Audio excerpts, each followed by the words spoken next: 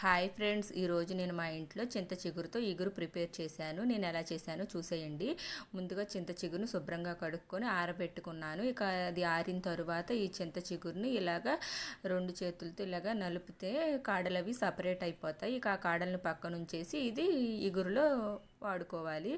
ఇక ఒక బాండీ పెట్టుకొని అందులో 2 స్పూన్ల నూనె వేసుకున్నాను. నూనె కాగిన తర్వాత పచ్చిశనగపప్పు, మినప్పప్పు, ఆవాలు, జీలకర్ర, ఎండుమిర్చి వేసి వేయించుకున్నాను. అవి వేగిన తర్వాత పచ్చిమిర్చి, ఉల్లిపాయ కూడా వేసి వేయించుకున్నాక అందులో కొద్దిగా పసుపు, సాల్టు, రుచికి సరిపడా సాల్ట్ వేసి బాగా కలుపుకోవాలి. ఒక 5 నిమిషాల పాటు ఇలాగ మూత పెట్టేసి మగ్గనిస్తే ఇలాగ రెడీ అవుతుందండి. ఇప్పుడు ఇందులో కొద్దిగా కారం వేసి బాగా కలుపుకొని 1 నిమిషం అయిన తర్వాత స్టవ్ బంద్ చేయటమే. అంతేనండి, మనకి చింత చిగురు ఇగురు ప్రిపేర్ అయిపోయింది. ఇది చాలా బాగుందండి, చాలా టేస్ట్గా కుదిరింది. అంతే ఫ్రెండ్స్.